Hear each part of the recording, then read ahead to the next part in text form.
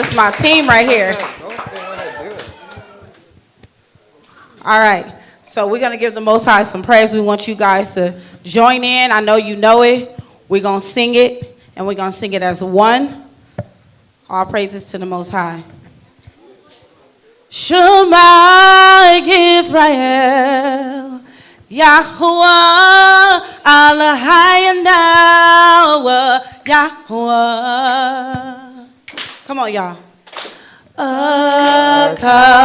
Sing it, y'all. Shema Yisrael. Shema. Yeah, let me hear those voices. Israel. Yahuwah, Elohayim, Yahuwah. Boom, boom, boom, boom. All right, this is our favorite part right here. Shema Israel. Shema Israel. Shema Israel. Let's do that again, y'all. Shema Israel. Shema Israel. Shema Israel. Shema Israel. Yahuwah Elohayim Yahuwah.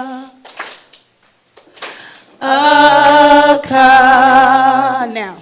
Shema Israel, Shema Israel, Yahuwah, Yahuwah, Elohayim, Yahuwah. Come on. Now I want y'all to repeat after me. Sing Shema Israel, Shema Israel. Shema Israel. Good.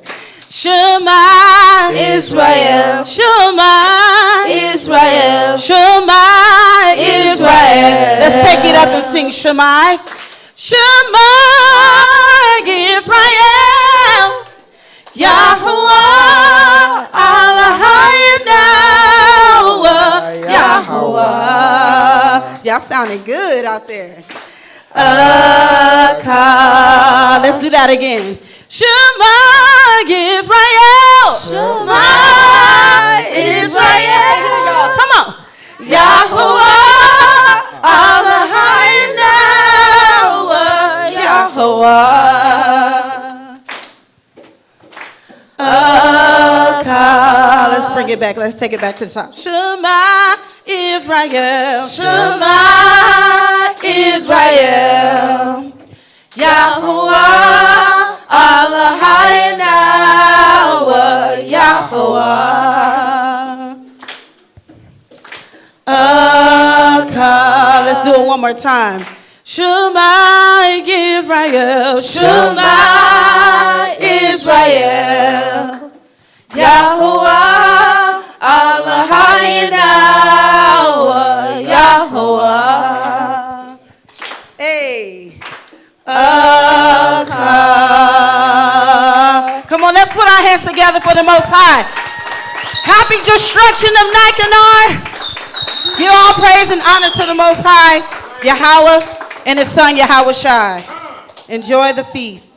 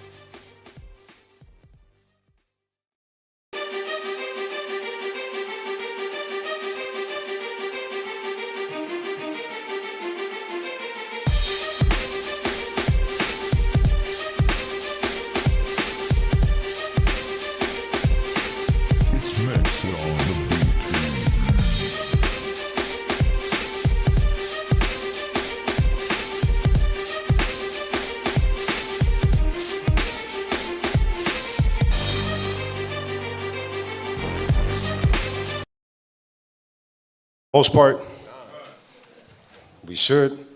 If we don't, we're still going to cover it. But remember, the main point is continue to fight until the war is won. All right, so let's start that off with 2 Maccabees 15. 2 Maccabees chapter 15, verse 7. Actually, hold up, Salaki. Let me start off a little earlier than that. 2 Maccabees 15, and let's start off at, we're going to go back to the whole thing, but yeah, actually go with 7. Salaki, 7. 2 Maccabees chapter 15, verse 7. But Maccabeus had ever sure confidence that the Lord would help him.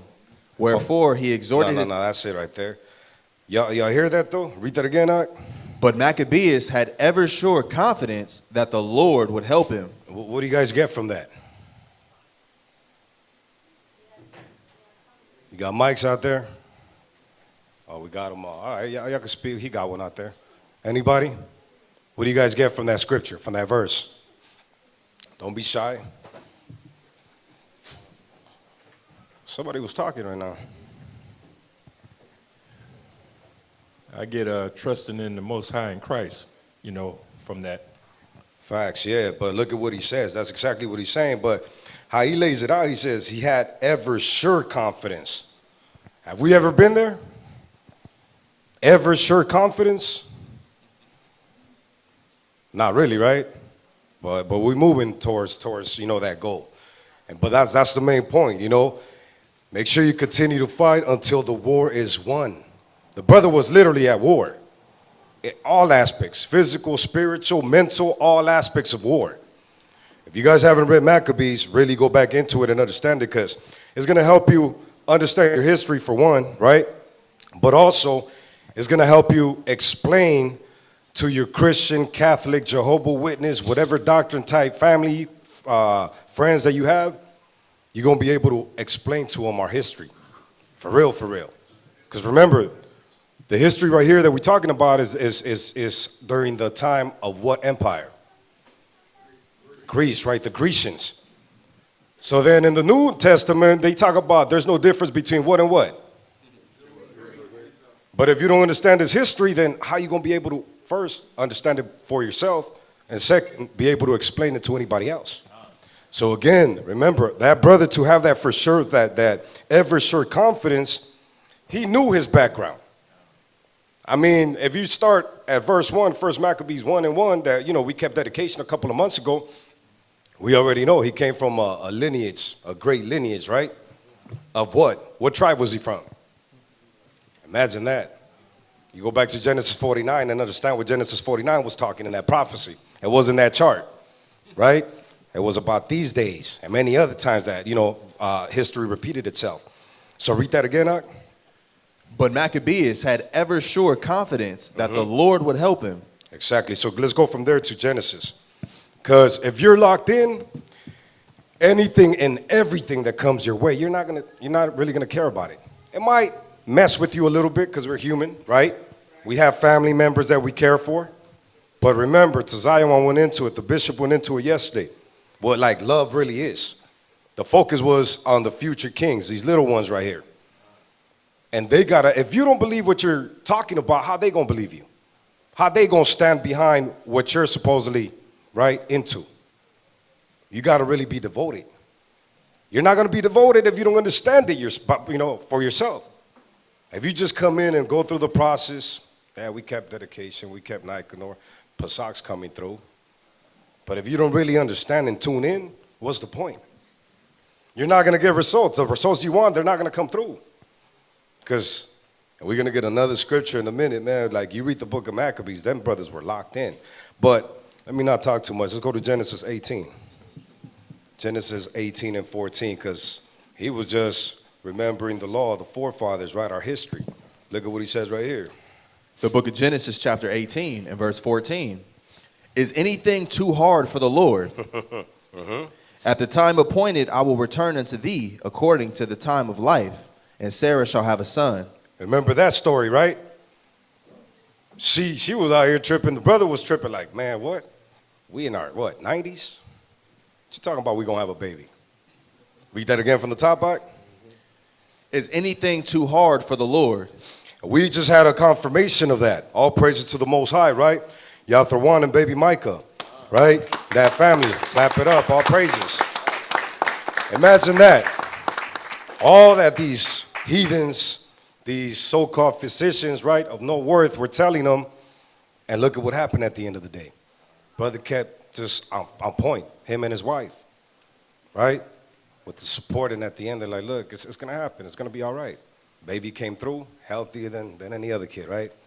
All praises. So again, what is that? How does that happen? Because you should already know there's a war against us. The war's been against us since way back in the day. Since, again, going back to Genesis 49, right? Genesis 25, actually, with Esau. Was that Jeremiah 15, I think it is? What is it, that perpetual hatred?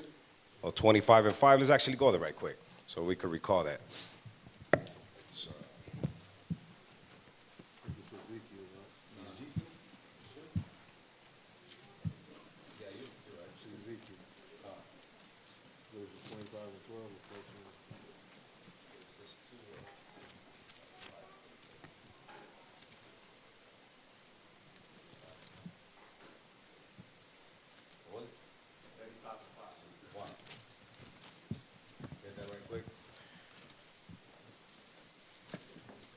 So the book of Ezekiel 35 and 5. Ezekiel chapter 35 and verse 5. Because thou hast had a perpetual hatred. Imagine that. What does perpetual mean?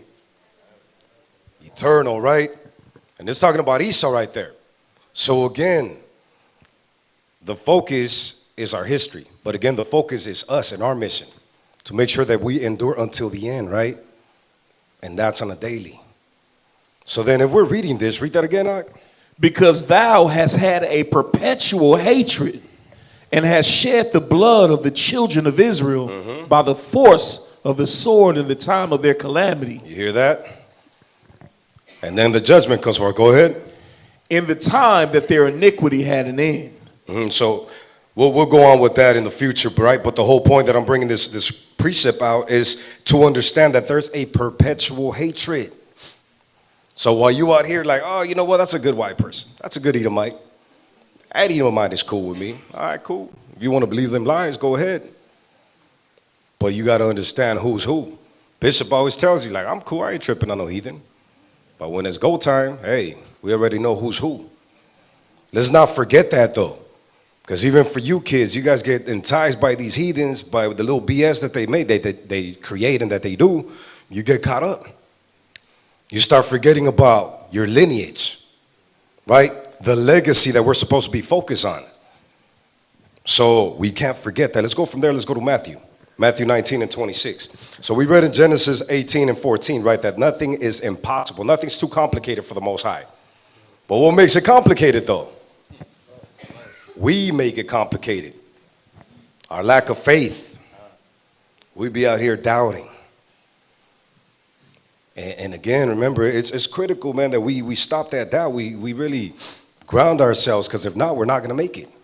We could be here mad years, but we're not going to make it. If we're still double-minded, it's a wrap. Even the Most High said, look, it's better that you enjoy your life than to even try and act like you with me. He says, I'm going to spew you out. I'm cool with that. If you really understand, man, like the Most High is a great and terrible power, right? I love that. I love how they refer to the Most High as a great and terrible power. Great and terrible. You probably gonna hear me say this often, but really, like, you gotta lock that in. Like, he loves us so much that because of that love, if anybody's slipping, that person gets cut off so he could save the body. We don't want to be that cancer.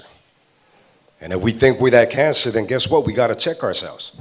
Because we don't only jeopardize ourselves, but we jeopardize the whole camp. Imagine that. You read about Maccabees, you know, what was it, like 10,000 brothers or 2,000 brothers that were put to death because they were trying to make a name for themselves? That's not cool. So let's go to Matthew 19 and 26. Verse 26. But Yahushua beheld them and said unto them, with men this is impossible, but with Yahweh all things are possible. So you hear that, right? So the first chapter, the second verse in Genesis, that was in the past, right? Our forefathers. Then we read about it, at first we read it actually in the book of Maccabees, Mattathias. The same thing that the brothers in the past had said, Mattathias is saying. The same thing that Mattathias was on, Yahushua is on. And you already know the history of Yahushua. You read about in the book of, I think it's Acts, when Paul is like, nothing's going to stop me.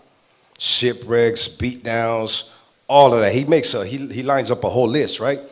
And he's like, none of this is going to affect me. I'm going to stay on point and I'm going to stay abounding, right? So read that part again out. But Yahushua beheld them and said unto them, with men this is impossible, but with Yahweh all things are possible. Exactly. So let's not forget that. And if we didn't know that, let's make sure we start recognizing that. Because we be out here doubting everything. I trip out, man, on the spirit of our nation a lot of times. Be down, be sad. Like, what you sad about? What are you sad about? Let me see if I can get the script. Hold that. Well, actually, we could let that go. Go to the book of Acts. We forget this right here, and it's sad. I think it's the book of Acts 5 what I want.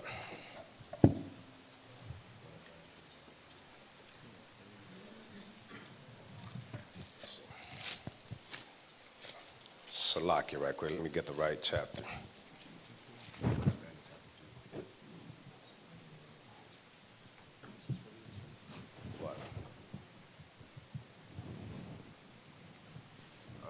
Let me get it right quick. It's going to be the book of Acts. Oh, Salakia, Romans 9, right? Romans 3, there you go. Let's remember this right here. The book of Romans, chapter 3, verse 1. What advantage then hath the Jew? So that's the question, right? Same what we were covering right now. Like, we be sad, and then right here, Paul is like, look, asking a question, what advantage do we have? Go ahead. Or what profit is there of circumcision? We got Pesach coming up, right?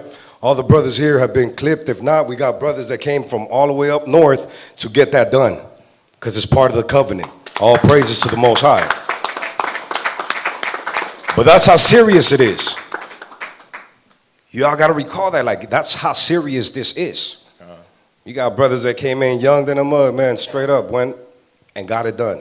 If it wasn't for this covenant trust, none of us would have done none of that. But that's how serious it is.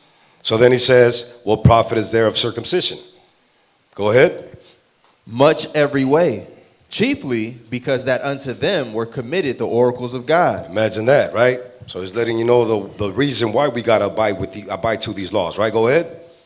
For what if some did not believe? Mm-hmm. Shall their unbelief make the faith of God without effect? God forbid. Exactly, right? So it's telling you right there off the top. There was another scripture. It was the book of Acts. Acts 5. But right there it told you, it summed it up. It says, I mean, basically, we have it all. Right? But let's go to the book of Acts. And let me see what it is. Salakia.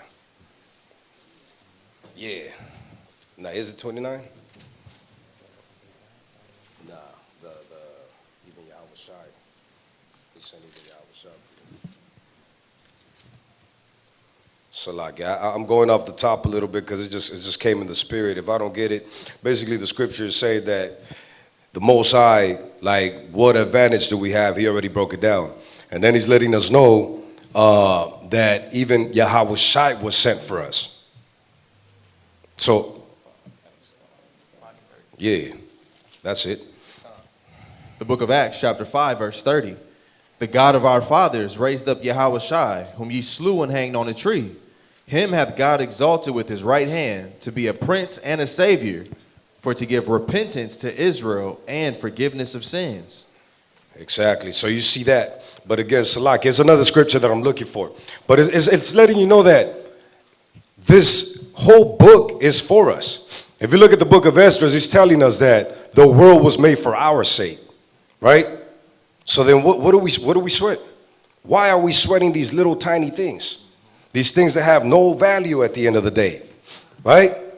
We're trying to figure out what type of job we're going to have, and then still we want to go by the system. That's what we were talking, we want to go check out the land today. The land, right? I'll check in a minute. We'll come back to it. But when have we really thought of these, like really focus on things like this? Our nation is used to what? Renting, right? Paying a mortgage. But how come we don't develop? When you read the story a lot, we had a class of Spanish a couple weeks ago, right? How to live in captivity. Jeremiah 29. Y'all really got to go back, 29 and 4, and meditate on that. The Most High told us how to live in captivity. I take that like, if we're not doing that, we're not executing that, we're like that wicked servant. We're putting our talents, and what we doing with the talents? But we get comfortable though. We like clocking in, and we like getting fed by master.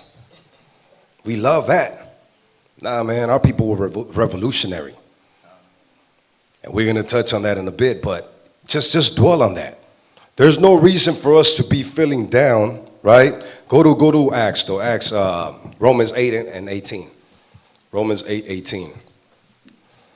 And I'm going to come back to the point, but remember this. The book of Romans, chapter 8, verse 18. For I reckon that the sufferings of this present time are not worthy to be compared with the glory which shall be revealed in us. Exactly. And we're going to check some footage, and we're going to read the book of Maccabees. How we're not even on that tip right now. We out here throwing in the towel, man. We're not even going through the things that our forefathers went through. We in a jacked up, like our captivity is really jacked up, right? It's bad. Why? Because we don't remember, we don't know who we were as a nation. But compared to the things that our forefathers went through, we cool. We spoiled out here.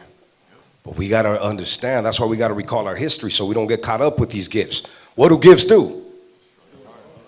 We've been destroyed, Akim. We get gifts constantly. Not these gifts brothers are going to get tomorrow. Not those gifts. Those are righteous gifts. But I'm talking about the stuff that the system be giving us. That's been the oldest trick. They give you a couple of little things that they took from you in the first place, and you be happy out here. You don't even see it, to tell you the truth. As a nation, we don't see it.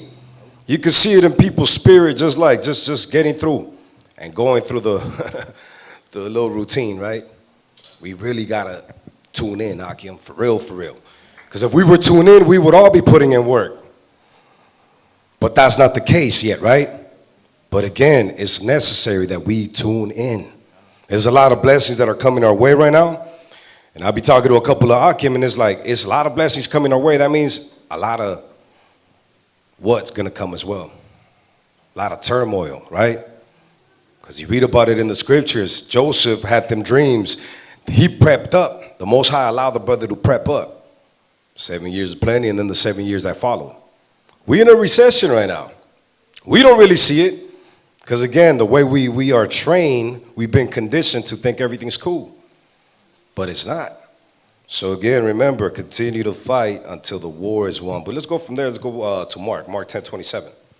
Same thing, touching back on what, that, all things are possible with the Most High. You finished 18? It's a lot. I don't know if you did.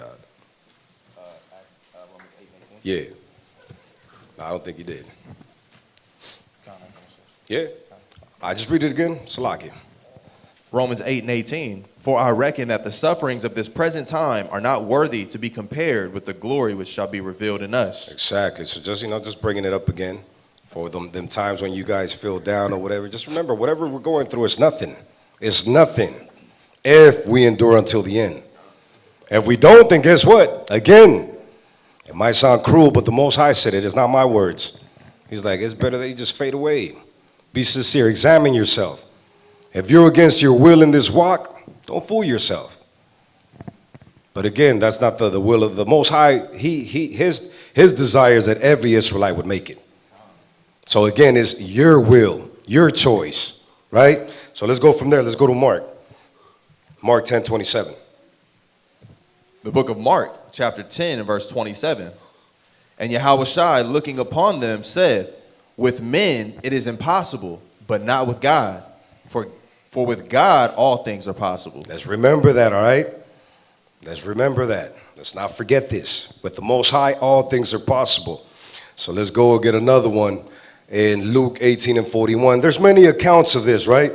But it's just a few that we're going to touch on to recall what was it that these people had that made them whole. In every situation, it was the same thing, and he always called it out. Go to 18 and 41, the book of Luke. The book of Luke, chapter 18, verse 41, saying, what wilt thou that I shall do unto thee? And he said, Lord, that I may receive my sight. And Yahushua said unto him, receive thy sight, thy faith hath saved thee. Thy what? Thy faith hath saved thee. Imagine that. Where's our faith at, though? Thy faith has saved you. We be out here doubting again, Israel. We can't be doubting. From you little ones to the oldest, we cannot be. Look, like we are out here doubting the Most High. That's like a slap on his face, right? He's man, his name, the Most High. That's our God, our power. Imagine that. We really forget this. It's not cool. We forget this, and then we celebrate these feast days that were set for us to remember the greatness, the legacy our forefathers were involved in, right? Y'all good? We here? You listening? People look a little spaced out. Let's tune in, Akim. All right. So let's go from there. Let's go to Mark 5 and 34. We're going to feast tonight and everything, but let's not forget the reason why we're here. The reason why we even exist was because of brothers like these right here in our past that were fully committed to the Most High. Right? Go ahead. 34 through 43. The book of Mark, chapter 5, and verse 34. And he said unto her, daughter, thy faith hath made thee whole. Go in peace and be whole of thy plague. While he yet spake, there came from the ruler of the synagogue's house certain which said, thy daughter is dead. Why troublest thou the master any further? As soon as Yahushua heard the word that was spoken, he saith unto the ruler of the synagogue, be not afraid, only believe. And who were the rulers of the synagogue? What type of people? What nation? Yasharahla, right? Go ahead. Be not afraid, only believe. And he suffered no man to follow him, save Peter and James, and John, the brother of James. And he cometh to the house of the ruler of the synagogue, and seeth the tumult, and them that wept and wailed greatly. And when he was come in, he saith unto them, Why make ye this ado and weep? The damsel is not dead, but sleepeth. Imagine that. That's how cold the Son of the Most High was. Yahweh Shai is moving like, what y'all tripping on? Like, what? All she's doing is sleeping. Why you out here mourning for the sister? Go ahead. And they laughed him to scorn. But check that out. That's what we be. We out here looking like, nah, that's impossible. That can't be done. Think about it. It's like when we look at the book of Moses, right? I mean, the story of Moses, right? And the Exodus story.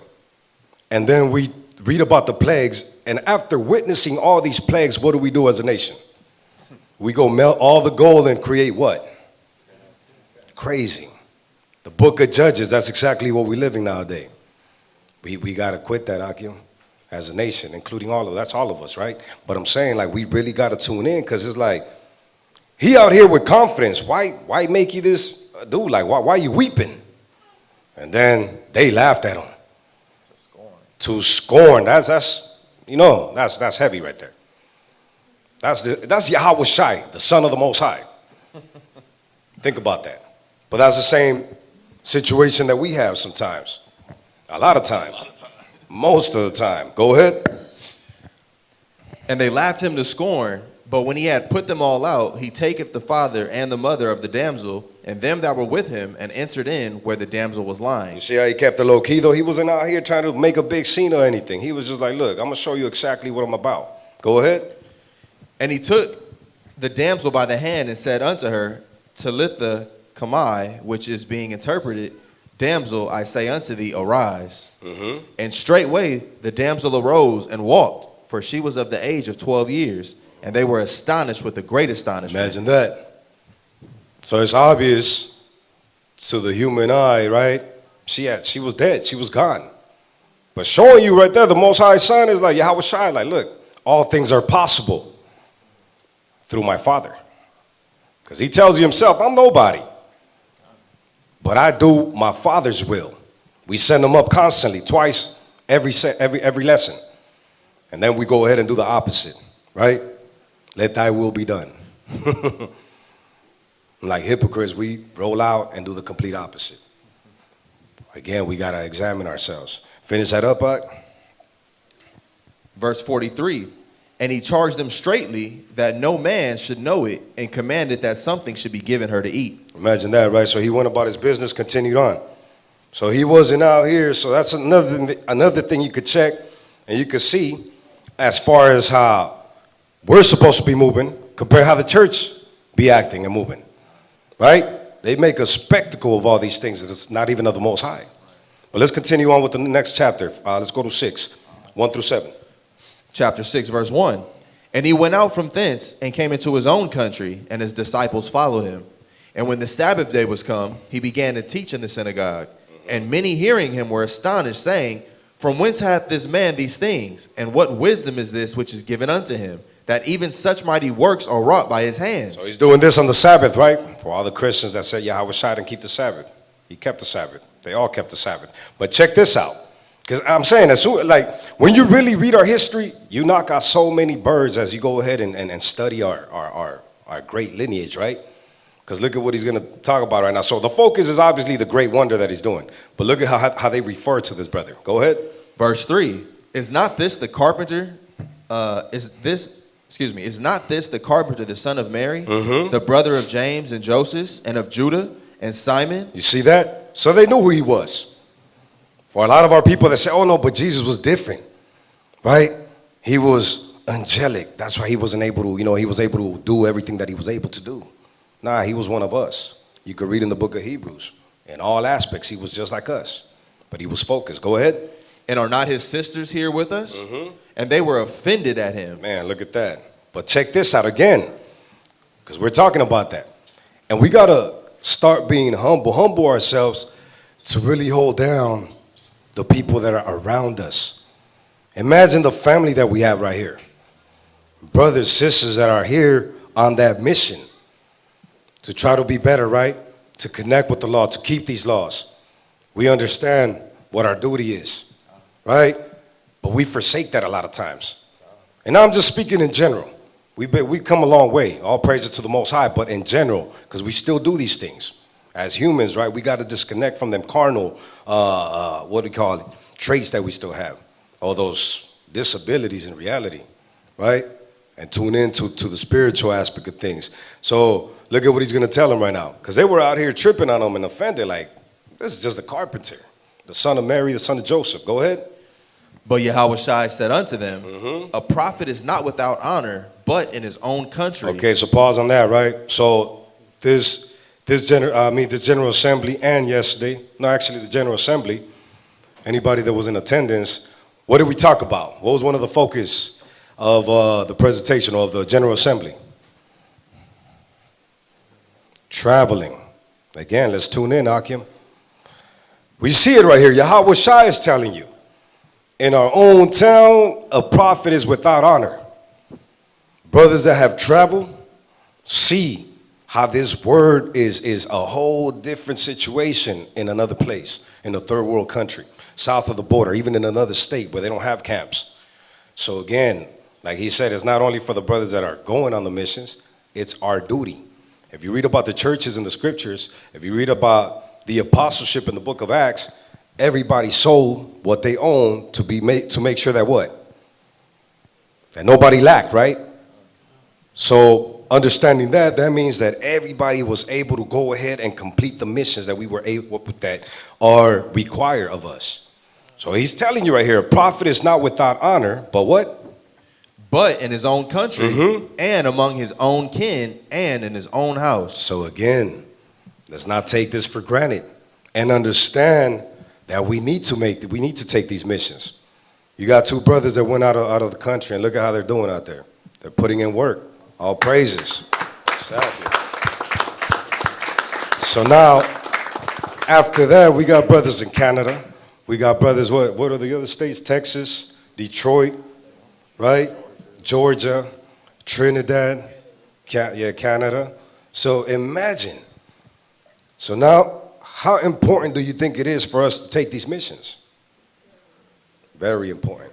We got to establish these brothers. We got the brother right here in Central Cal, already putting in work, all praises. So brother next to him too, that flew in today, up in Oregon. You know what I'm saying? It's like, we making these moves. So again, we got to disconnect from all this petty crap that keeps us down. It is garbage, man. Honestly. Because then if we get caught up with these little things, that means that we really don't have that faith. We don't really see the kingdom. Right? That Jay broke it down a little while ago, how he said it, man. How, like if you're in a whip, no, you broke it down, remember? If you're in a vehicle, but you already know where you're headed, you're not going to trip on any of the stuff that's happening in that vehicle. You already see the chosen city. We got to look at that. We got to really tune in and be like, nah, I know what it is. I believe these laws. We good. Right? But finish that up. Go up to 7. Verse 5. And he could there do no mighty work, save that he laid his hands upon a few sick folk and healed them. So you see how important that was as well. He was telling them why was he doing these things while they were tripping on him on the Sabbath. They were carnal, looking at the carnal things. Why are you doing this on the Sabbath? Like, why wouldn't you? If somebody's sick, you gonna let them die? To do good on the Sabbath, right? He was showing you the prime example of what that was. So then he's letting you know, but see, I'm only going to be considered, and my brethren are only going to be considered if we do such things. Thomas, doubting Thomas, what did he have to do? He had to touch his hands to be able to believe, right? We be that doubting Thomas often, right? But go ahead. And he marveled because of their unbelief. And he went round about the villages teaching. And he called unto him the 12 and began to send them forth by 2 and 2 and gave them power over unclean spirits. You see that? So that's the mission that we on. Because we already have power over unclean spirits. You have brothers out there teaching that are masters with this word. And you see spirits turning up and then all of a sudden, calm. Them legions is out. Next thing you know, they out here. They in one of them seats. And if they're not in one of them seats, nah, for real, they're probably tuning in on, online or whatnot. For real though, I mean, we all had demons back in the day. Well, before this law, we was aliens, right? We was caught up. Go ahead. And yeah, just real quick, I'm tripping off of verse 6 because earlier the passage you brought out, you saw Christ dealing with the people, and they was tripping off of somebody who they saw was dead, and he wasn't tripping.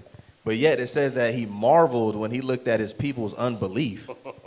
He's not worried about a dead body, but when he's looking at his people, his creation that doesn't believe in the Father, that has him tripping. That should say a lot for us, especially knowing that we in a war, that we got to go into the very end and endure. Facts. Come on. And when you start feeling like that, you know you're closer to where you're supposed to be. When you roam around in the street, I've shed tears rolling around the neighborhood, like, damn, really, this is what the condition of our people is? It's sad. But when you're rolling around and it's like, it's just Israel. It is what it is. It's like, man, where you at? Because like he said, he was tripping out about the unbelief of our people. And it's sad to really see our people like completely disconnected. Sometimes in here and still not like really, locking in.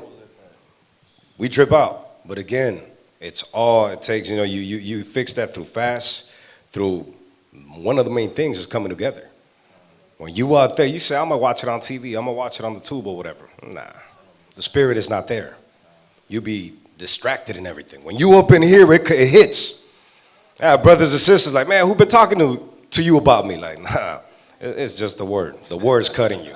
And hopefully it's also healing you, And that's beautiful. There's plenty of classes I used to come in like, damn, you be out here. I know how we all feel like that. But at the same time, like, man, all praises, Abba. Because without that lesson, without that verse, I probably would have been somewhere else.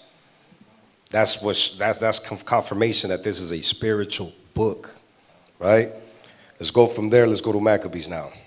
So that was just really understanding the point that the focus that Mattathias had, right, when he was in these fights, and what was able to have him succeed and come up with these victories. It was that faith. But let's go back. 1 Maccabees 2 and 42. The book of 1 Maccabees, chapter 2, and verse 42. Then came there unto him a company of Assyrians, who were mighty men of Israel, and even all such as were voluntarily devoted unto the law. They were what? Voluntarily devoted unto the law. Yeah, I know this is not about Nicanor, but again, I'm just showing you precepts, how our brothers were locked in. And what their will was to be locked in and devoted to the Most High. And they came and did what? Read it from the top. Then came there unto him a company of Assyrians, who were mighty men of Israel, even all such as were voluntarily devoted unto the law. Also all they that fled for persecution joined themselves unto them, and were a stay unto them. You see that? So they were ready to go. Continue on. So they joined their forces and smote sinful men in their smote anger. What? And smote sinful men in their anger. In their anger. Sometimes if you might not understand your brother, why he looking upset. You out here slipping, half stepping, and you want mercy, you want compassion. That's not real love. That's that fake love. That's that fake friend type nonsense, right? You got to tune in and be like, you know what? Yeah, you're right. I'm slipping.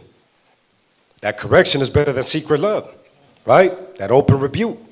So when you get that, you should be thankful, like all praises, Abba Thawada. I was slipping. Let me get my act together. Because he said this. Look, read that 44 again. So they joined their forces and smote sinful men in their anger, and wicked men in their wrath. But the rest fled to the heathen for succor. Look at that. The rest fled to the government for help. That's what a lot of us do. It's what a lot of us going to be doing as a nation. Now, forget the Israelites. I'm going to go to Biden. Big dummy up there, and ask him for help. Right? To the National Guard, whatever it might be. It's crazy. To the LAPD. But it's like, really, we got to really get it together, Akim and Akwath. Like, he's saying, first, he broke it down what type of individuals they were. It was their will to be devoted unto the law.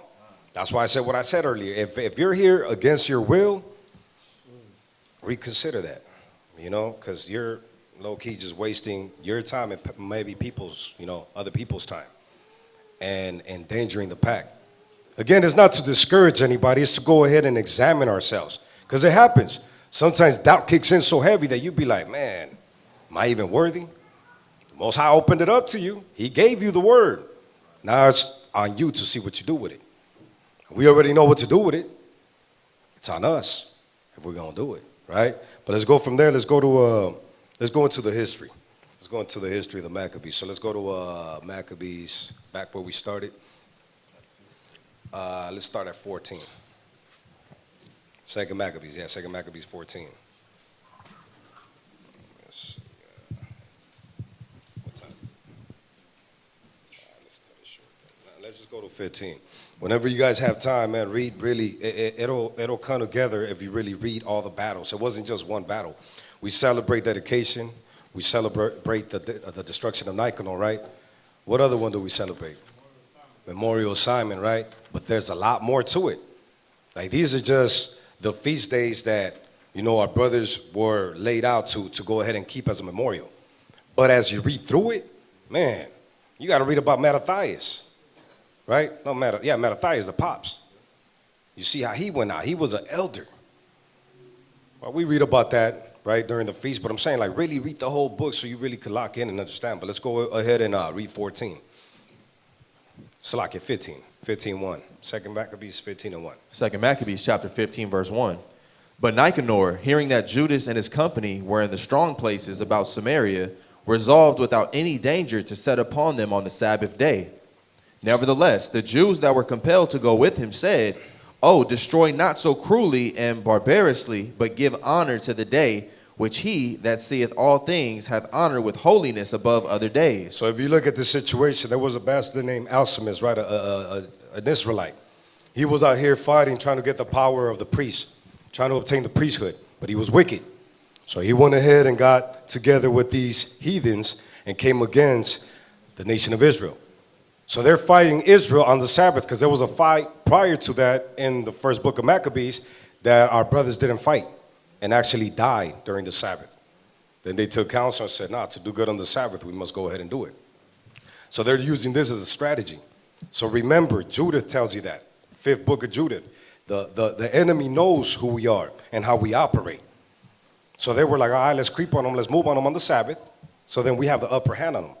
These Jews that are rolling with them is like, look, slow down. Don't be doing that. You know, have some type of mercy. Go ahead. Nevertheless, verse 3. Then the most ungracious wretch demanded if there were a mighty one in heaven. Listen to what this heathen just said right now, right? That had commanded the Sabbath day to be kept. And when they said, there is in heaven a living Lord and mighty, who commanded the seventh day to be kept, then said the other, and I also am mighty upon earth, and I command to take arms and to do the king's business. This is how your enemy be thinking.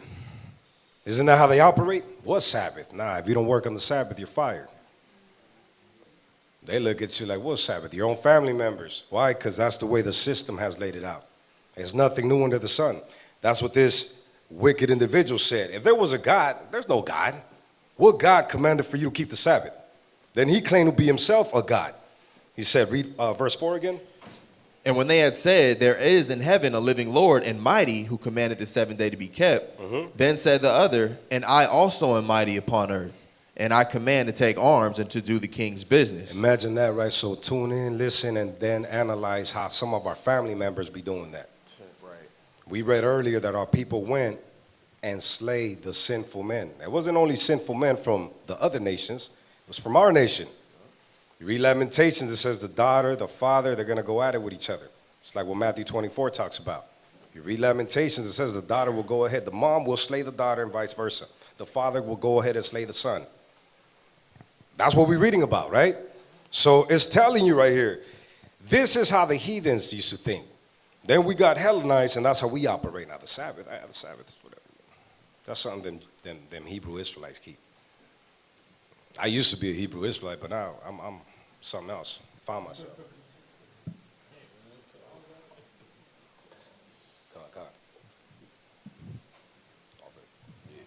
So you see, I don't know if you see where I'm coming from. It's like to really understand that state of mind is not of our people. And if it is, it's wicked Israelites. So it's real crucial, man. It'd be sad sometimes where it's like you got people that were probably in and fell off over something that's not really necessary, that's not even worth it. But again, it's the will of the Most High, right? You got to pray, you got to set them up for hopefully, because remember, everybody on different levels, different stages.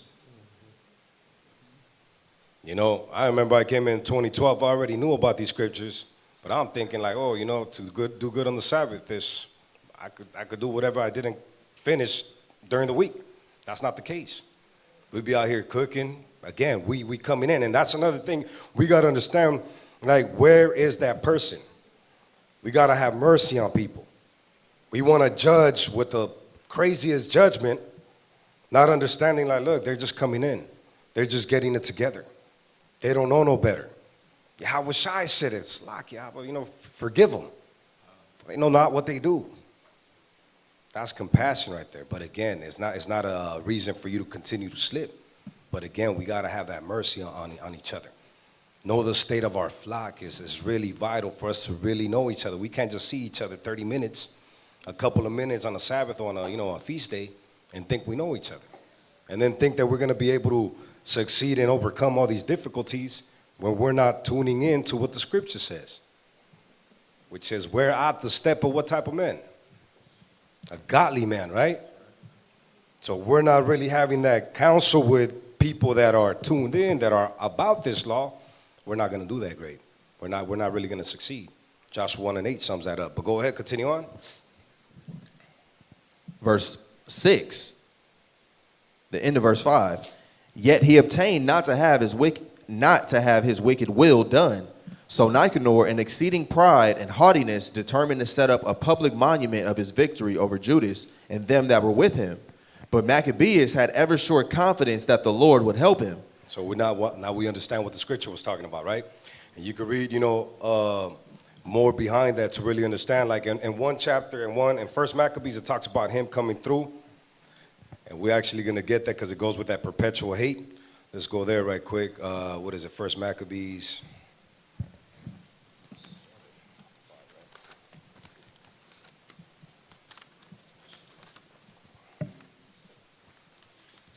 Book of First Maccabees, chapter 7. And let's read about, let's see.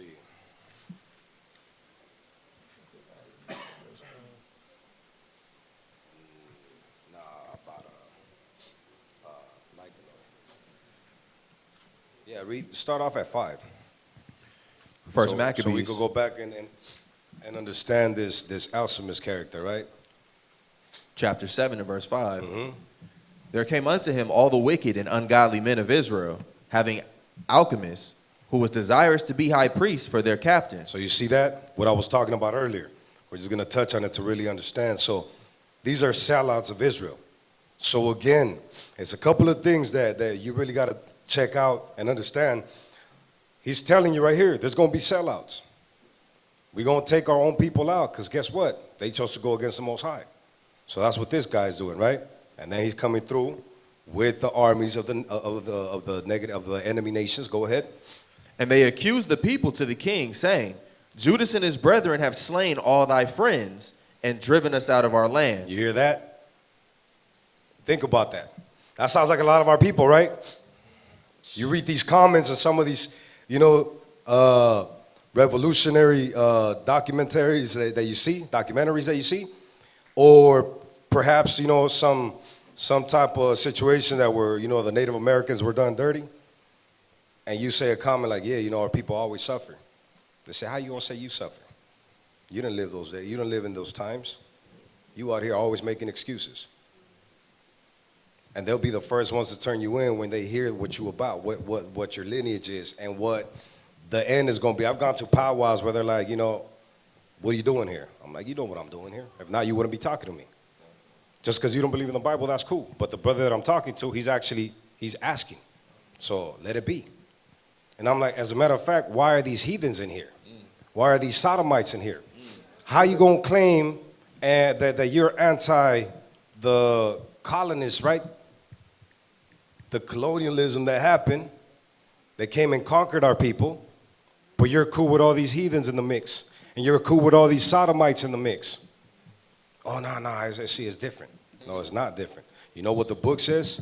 My book, my constitution says that we're going to take this kingdom back. What does yours say? Nothing. So then what are you talking about? But they get upset. I don't like going to powwows. They don't like me either. They called the school a couple back in the day. Remember Dominguez High or whatever? Oh, the university. Why? I don't get excited because guess what? Our people is really jacked up and conditioned. But you got to let them know what it is. We've gone to a couple of them 4th of Julys. That's basically a thing going against the 4th of July.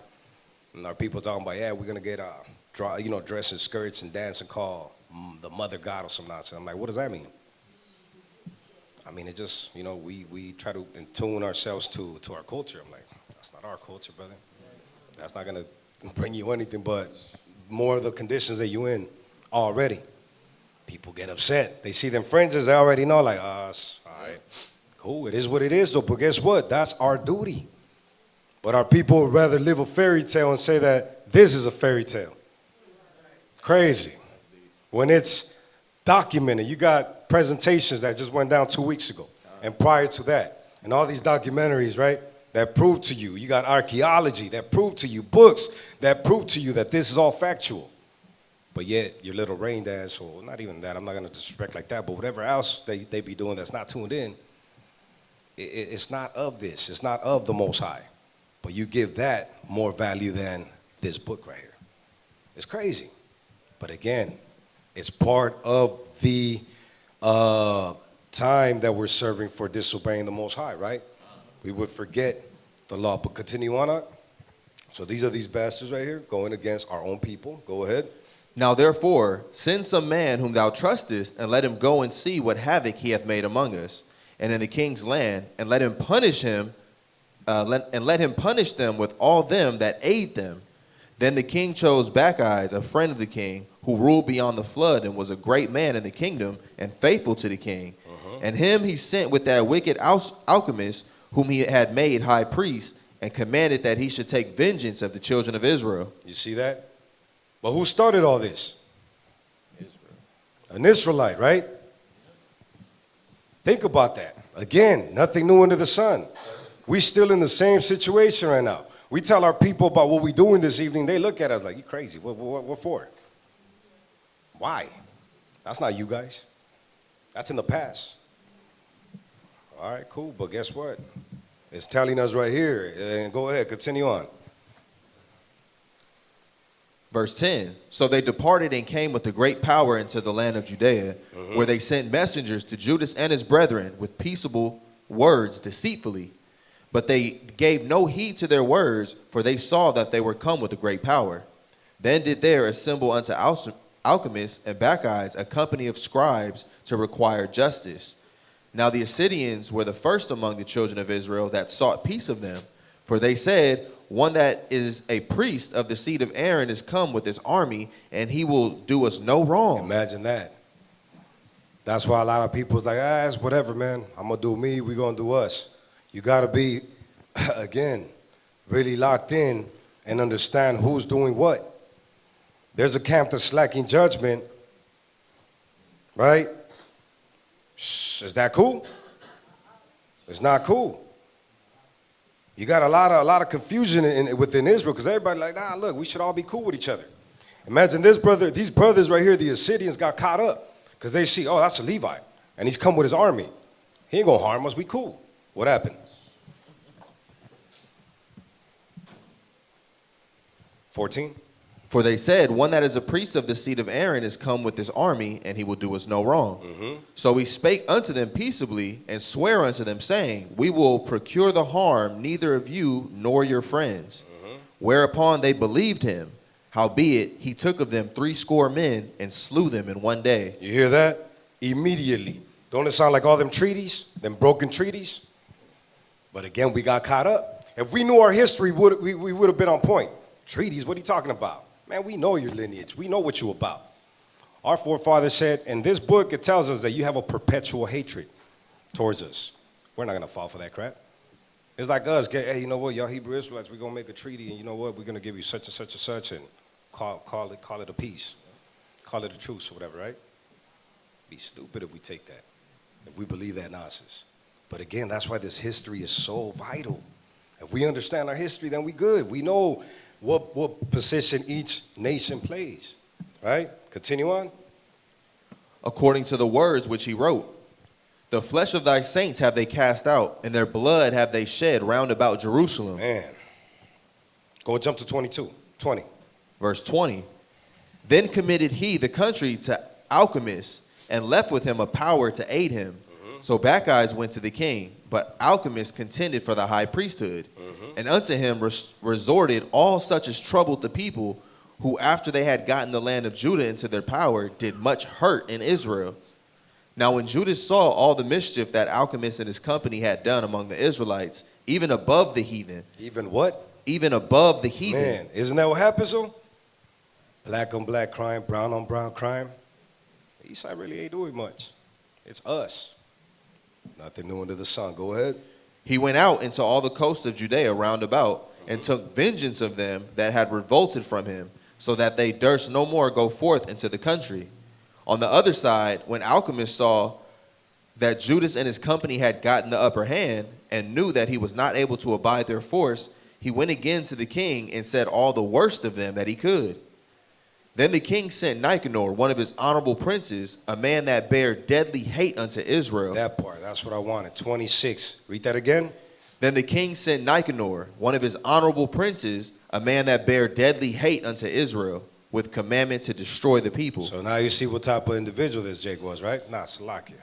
This heathen was. You see that, right? Isn't that like what we just read in Ezekiel? And you read about it in go to 1 Maccabees 3 and 38. Genesis 27:41 is the origin of that, though. We're going to go to that. 1 Maccabees chapter 3 and verse 38. Then Lysias chose Ptolemy, the son of Dormenes, and Nicanor, and Gorgias, mighty men of the king's friends. And with them he sent 40,000 footmen and 7,000 horsemen to go into the land of Judah and to destroy it, as the king commanded. So you see that? It goes way back. But let's go to Genesis 27 and 41 to see where this hate came from. We already read it in the prophets, but let's go back to the root of it. Because again, it's just funny how our people forget real quick. We were watching, I'm going to show a little clip in a minute about Poor Veneer. We was watching that, I think, last night with the rib. Man, it really pisses you off. I don't know if you've seen this little series that they got. It's called The Head of Joaquin Murrieta. It was like a Robin Hood, a Mexican Robin Hood back during the 40s. It's on Amazon. Just scope it out because it shows you how Esau was lynching a bunch of our native brothers out here. Because a lot of our people think that didn't happen to the natives, to the 10 tribers. Right, to the northern kingdom. If you look at the Rangers in Texas, all throughout, it happened often. There was a gang of massacres that went down against our people.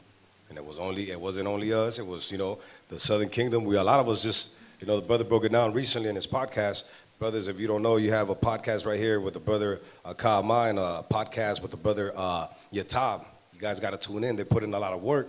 So you could tune in and really get a lot of our history. But all praises to the Most High. We was going into a couple of things we were just talking about a week ago. Like the only thing we know about is what? Oklahoma, right? Black Wall Street. There's a whole bunch of massacres that happened. And we only know about them because we've been bringing them out and bringing them up. But when you go tune in and really look at everything that's happened, it's what we're reading about right here. But get that? There's a reason. The book of Genesis, chapter 27, verse 41. And Esau hated Jacob because of the blessing wherewith his father blessed him. And Esau said in his heart, the days of mourning for my father are at hand. Then will I slay my brother Jacob. Did he slay Jacob? Did he? Jacob, he didn't slay him. But he's been slaying Jacob. That's that perpetual hatred that we read about. That's that perpetual hatred that we read about right here and that we just read in verse 26? Go ahead. Go back to Maccabees. Yeah.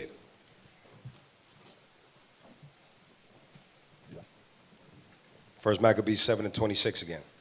Verse 26. Then the king sent Nicanor, one of his honorable princes, a man that bare deadly hate unto Israel, with commandment to destroy the people. Exactly. So let's go from there. Let's go to back to 2 Maccabees. You guys can read that and, see what went down. But just to sum it up, we'll go to 2 Maccabees, where we left off. 2 Maccabees chapter 15 and verse Start at 7? 8. Verse 8. Wherefore he exhorted his people not to fear the coming of the heathen against them, but to remember the help which in former times they had received from heaven, and now to expect the victory and aid which should come unto them from the Almighty. Doesn't that sound like Yahweh Shai when he came through and was asking the people why were they mourning, why were they sad? That confidence. Mattathias was like, look, don't even trip. It's not the first battle. He's like, I already know that aid is going to come through, right? And just get ready, gird up. Go ahead. And so comforting them out of the law. Out of the what? Out of the law. All right, go ahead. And the prophets, and withal putting them in mind of the battles that they won afore, he made them more cheerful. So now you see why it's so crucial for we, as we're going through situations, and we're trying to figure out how to overcome them when we have a whole body. Shouldn't it be, wise to go ahead and deal with the body? Go and have counsel?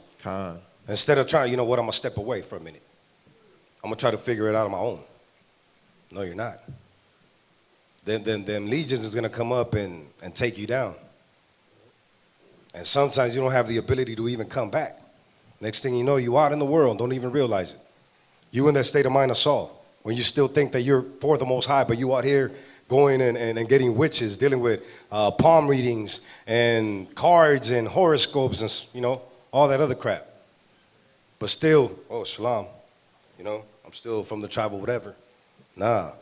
So he's telling you right here, his confidence was in the Most High, in the law, right? Go ahead. And when he had stirred up their minds, he gave them their charge, showing them therewithal the falsehood of the heathen and the breach of oaths. That's beautiful right there, the falsehood of the heathen. He let them know, like, man, they ain't got nothing on us. You should be locked in and know we're going to defeat them. If it's the will of the Most High, we're on point. Because that's another thing you got to look at. Things happen. And we might get to it if we don't. Actually, I'll get to it in a bit. Go ahead, continue on. Verse 11.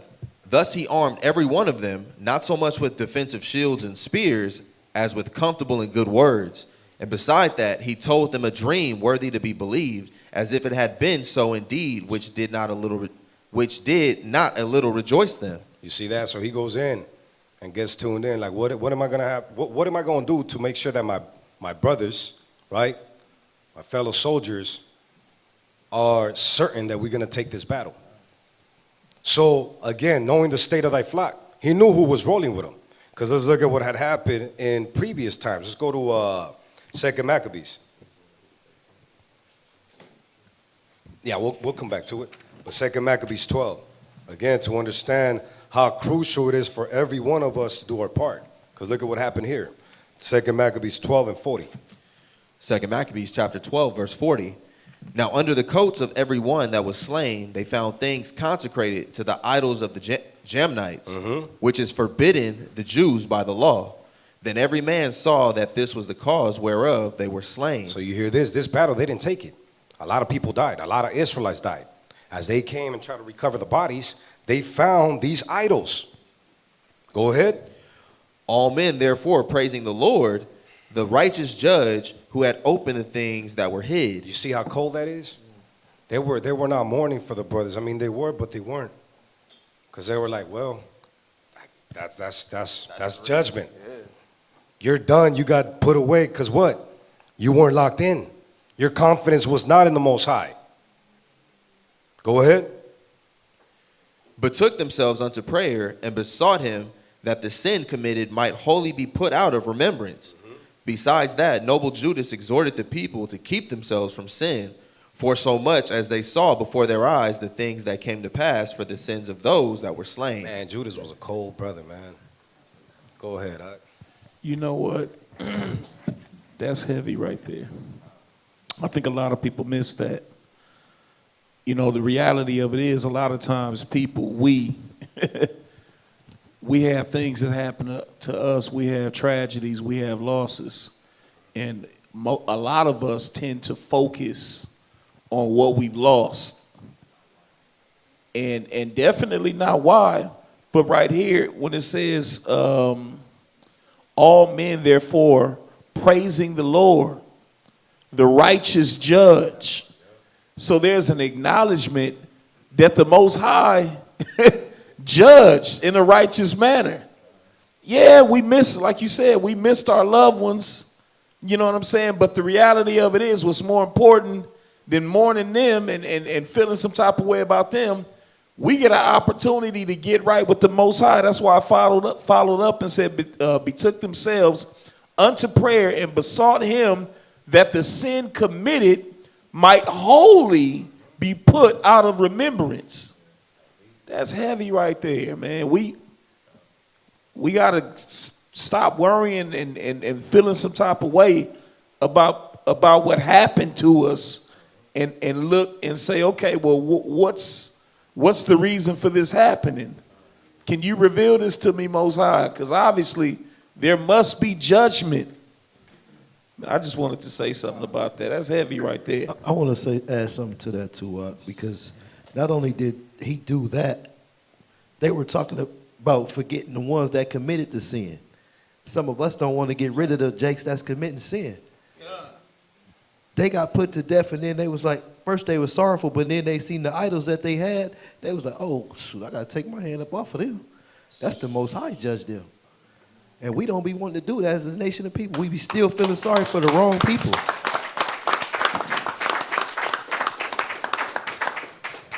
But even following up with that, look at that. Go ahead, read besides the noble Judah, right? Verse 42. Verse 42. Betook themselves unto prayer and besought him that the sin committed might wholly be put out of remembrance.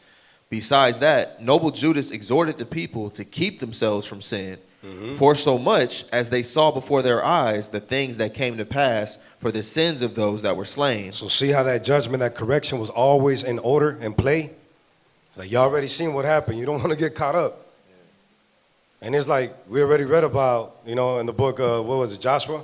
With the Babylonian garment. So many accounts. And he prayed for that sin to be forgiven.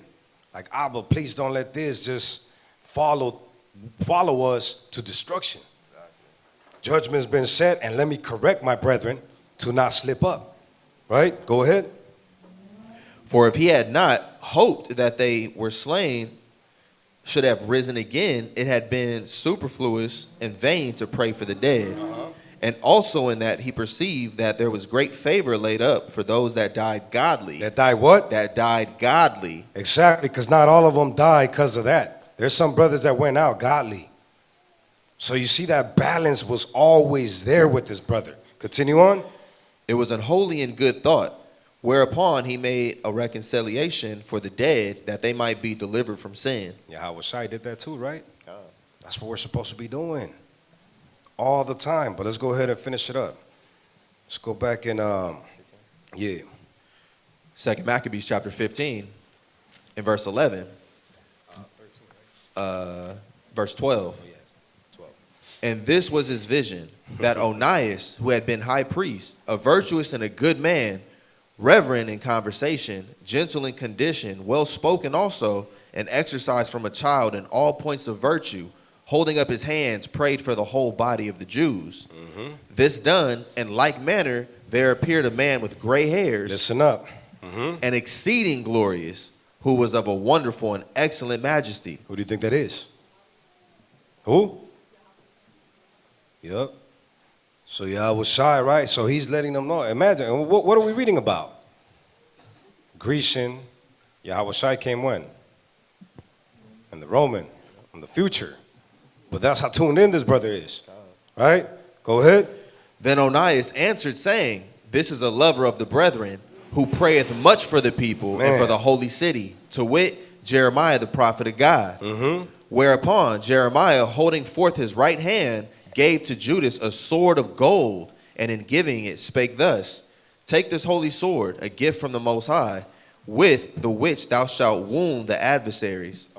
Thus being well comforted by the words of Judas, which were very good and able to stir them up to valor and to encourage the hearts of the young men, they determined not to pitch camp, but courageously to set upon them, and manfully to try the matter by conflict. Try it by what? By conflict. How? Conflict. And he said manfully. To manfully try it by conflict. Deal with the matter by conflict. It's possibly going to be you, little Akim, out here, sitting in the front. It's going to be your generation.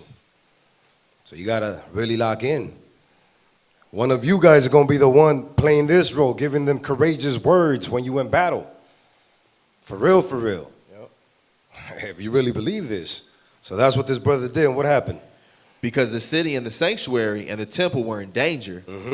For the care that they took for their wives and their children, Hear that? their brethren, and kinsfolk was in least account with them, but the greatest and principal fear was for the holy temple. You see that? Of the Most High, the holy temple, right? That represented the Most High. They're like, yeah, the family, all that's cool. But if we die, we die. But we gotta protect this right here. The main fort. Exactly. Because it was already laid out from the beginning when we signed that covenant by blood. So like, look, whatever. But it's a trip, though, just to see the mind state of righteous men. A lot of us be so carnal at times. Our first thought, do not be the Most High. They was in the midst of danger. They said, man, look, we got a lot on the line. We could lose our wives. Like, we love them. Our kids, we definitely love them. But mostly we want to do this so that we got a temple for our people, that the Most High can always be with us. That's wild. And just to really understand how they understood regeneration. Because you read about 2 Maccabees chapter 7, the sister was like, all the Akim, they're like, don't trip. Yeah. We're going to be sitting next to on the right side of the Most High tomorrow. Yeah. Oh, as soon as he take us out. We'll come back. And they told the heathen, you won't though. You don't have that opportunity. You won't see that. Again, that's how far we are, Akim. We really got to lock in to be ready to die for this, right? You got something? Real quick, man.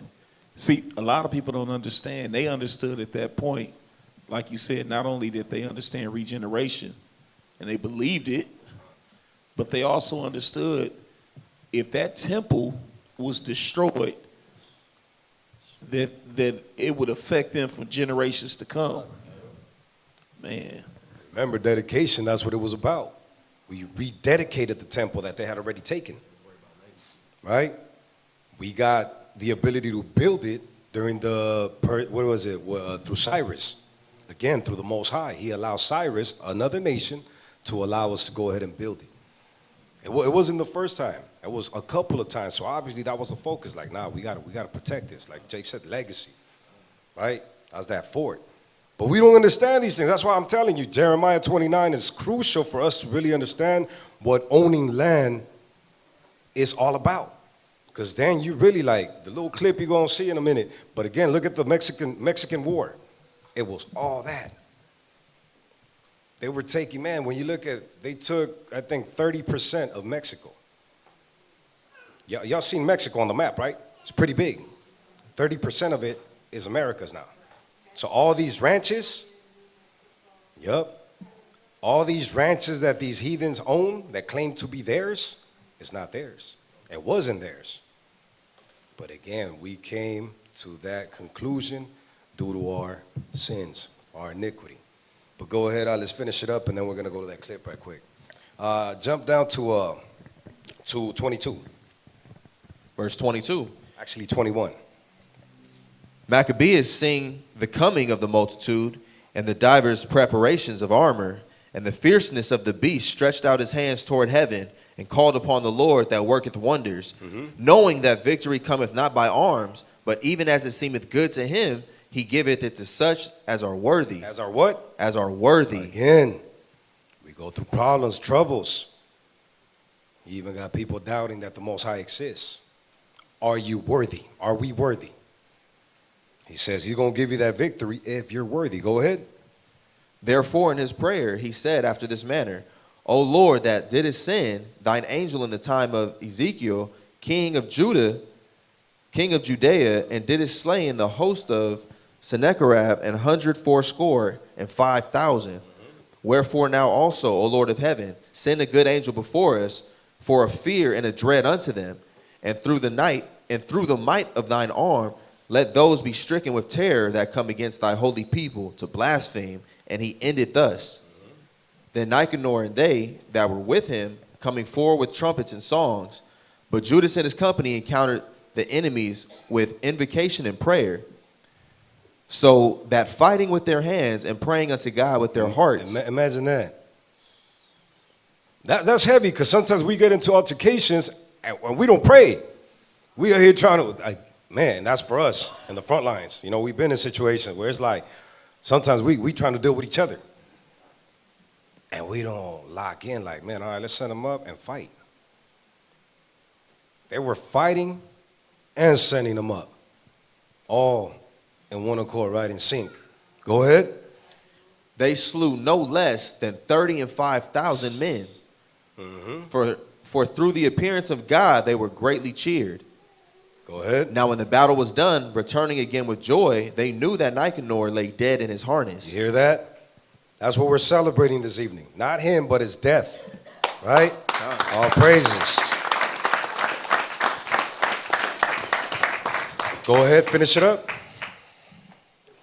Then they made a great shout and a noise, praising the Almighty in their own language. And Judas, who was ever the chief defender of the citizens, both in body and mind, and who continued his love toward his countrymen all his life, commanded to strike off Nicanor's head and his hand with his shoulder and bring them to Jerusalem. Because if you go back, he made a vow. Nicanor was like, look, he pointed and he says, look, if you don't give me his head, if you don't turn him in, if you don't turn in Judas to me, this temple I'm going to destroy. So they knew all that. So he's like, all right, all that pride and all that crap you were talking about, let's go. Take his head, take that hand. Go ahead. So when he was there and had called them of his nation together and set the priests before the altar, he sent for them that were of the tower and showed them vile Nicanor's head and the hand of that blasphemer, which with proud brags he had stretched out against the holy temple of the Almighty. And when he had cut out the tongue of that ungodly Nicanor, he commanded that they should give it by pieces unto the fowls and hang up the reward of his madness before the temple. All right, so dwell on that. When you check out these, I'm going to say the Mexican Revolution, because that happened. A lot of that stuff happened out here. And you could understand it because you live here, right? When you look at that, a lot of these things were happening, right? Check that little thing out. It's, again, the head of Joaquin Murrieta. It kind of, shows you, gives you a little glimpse of what I'm talking about and what this is talking about. But then it shows you like, okay, cool. You were talking all that mess. Let's make an example of you. Came through and did all that. When you read in Jeremiah, it talks about stuff like that was happening to the 10 tribe kings. Why? For going against the Most High. The Most High said it. These fowls gonna eat you up. So again, there's no respect of person with the Most High. If you're not on his side, you're catching this, right? But finish it up. Verse 34. So every man prays toward the heaven, the glorious Lord, saying, Blessed be he that hath kept his own place undefiled. He hanged also Nicanor's head upon the tower, an evident and manifest sign unto all of the help of the Lord. And they ordained all with a common decree in no case to let that day pass without solemnity, but to celebrate the 13th day of the 12th month, which in the Syrian tongue is called Adar, the day before Mordecai's day. Exactly. So that's where we at right now. All praises to the Most High, right?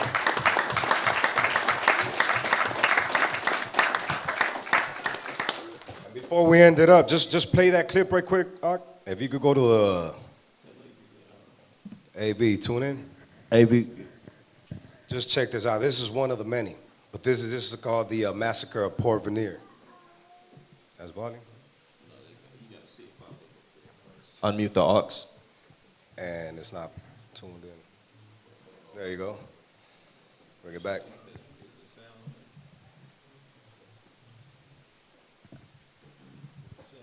Unmute the aux.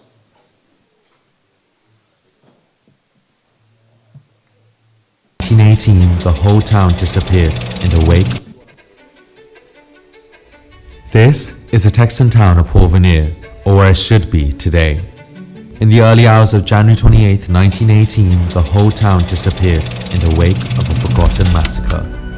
15 Mexican-American men and boys were killed in an extrajudicial shooting. The town was burned to the ground, and for an entire century, the massacre remained largely unheard of. The history of Porvenir was lost to time until now. In 2015, an archaeological survey was conducted at the massacre site. Fragments of bullets and bones were discovered, and unexpectedly, evidence of US military involvement.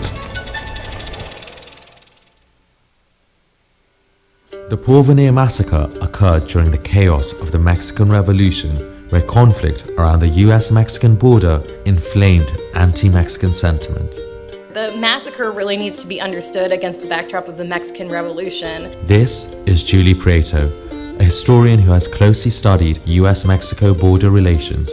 She explains how the mass migration of Mexican refugees into the US fostered anxieties within the white Texan community. The violent phase of the revolution is long. It takes place from 1910 to 1920. And many of the key battles of the revolution are fought in northern Mexico. So they're fought very close to the border, right along a very open, very permeable US-Mexican border. In addition to the displacement of Mexicans, violence spilled over into the US, including raids and robberies which exacerbated an already tense situation at the border. It was one of these raids that led to 15 innocent Porvenir villagers being executed by Texas Rangers. So again, the violence along the border is causing these sort of like cycles too of local retribution against Mexican Americans and Mexican people who had come to the US as refugees. Vigilante groups were formed to police this violence, and many responded with unjust brutality. Among them were the Texas Rangers, who at the time were a loosely organized militia. Porvenir is just one of many massacres that happens in Texas along the border during the Mexican Revolution, and a lot of those are perpetrated by the Texas Rangers. It is thought hundreds and possibly thousands of people of Mexican descent were killed as a result by Texas Rangers. Now, descendants of the massacre have reunited to commemorate and seek justice for their ancestors.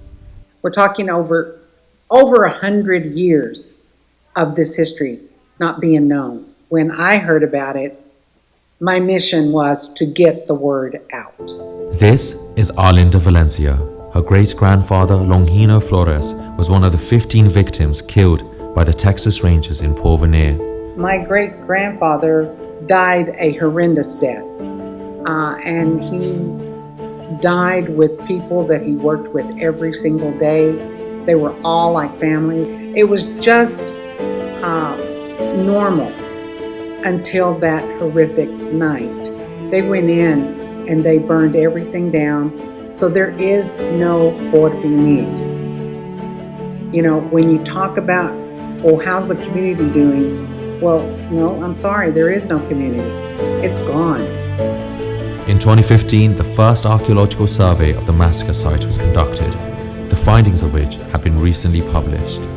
The site's location had really only recently been revealed by a survivor of the massacre. It was a place that had been lost to time. David Keller is an archaeologist working in the Texas region for the past 20 years, and he was a lead researcher in the archaeological survey. I recall at one time recovering a particular artifact, which was a bullet that had a bone fragment embedded in it. And I remember all of us standing around and looking at that, and I think at that point the gravity of it really sunk in, that we were dealing with, a century-old crime scene.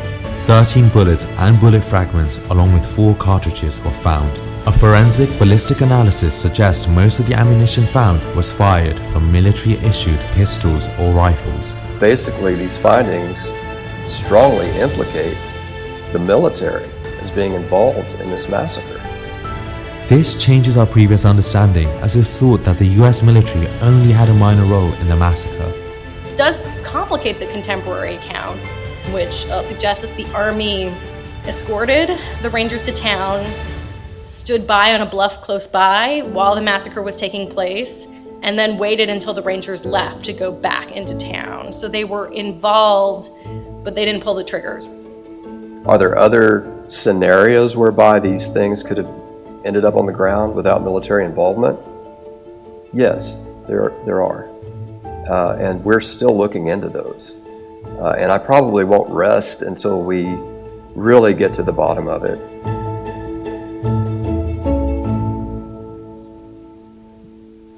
Regardless of whether army soldiers killed the victims, they played a bigger role than previously thought. And while these latest findings have brought to light this relatively unknown massacre, for the descendants of Porvenir like our Linda, their ancestors will never be forgotten. I carry it with me every day. There's not one day that goes by that I don't think of them. And I think all the descendants feel that way.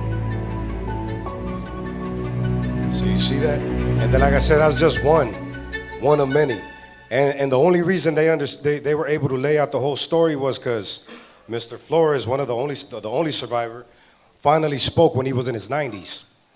They would trip out on him. They thought he was losing his mind because he would wake up and have nightmares, right? His mom's committed suicide because she couldn't bear with the memories of what happened to her husband. He, in his 90s, before he passed, he told his family what had gone down that day.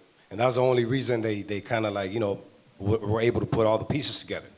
But again, it shows you in Ezekiel that perpetual hatred. Let's finish it up with Revelations. So we don't, you know, we stay locked in and really, you know, understand that we can't forget what's to come. It's already laid out. Can I say something right quick? Amos, yeah, as well. Can I say something right quick? Hey, bring that PowerPoint back up right quick, please. All them is Mexicans right there. Y'all see that, right? What color are they? Every complexion that's in here. They wasn't just fighting somebody that they didn't know who they was. Divide and conquer. They say, oh, that's a Mexican. They ain't black. But look at that. They didn't deny it in this documentary, did they? So we got to know who we are as a nation of people and who the war is against. It's really against us, nobody else. God. Let's finish it up with this script right here. 13 and 10. It's an old school script, right? But we got to remember. You want 9, 2, or just 10? Just 10. The book of Revelation, chapter 13, verse 10. He that leadeth into captivity shall go into captivity. Mm-hmm. He that killeth with the sword must be killed with the sword. Here is the patience and the faith of the saints. Exactly. And this is in the last book. Our forefathers knew that. We can't forget that. All right, so with that, let's go ahead and have a festive evening. All right, all praises to the Most High.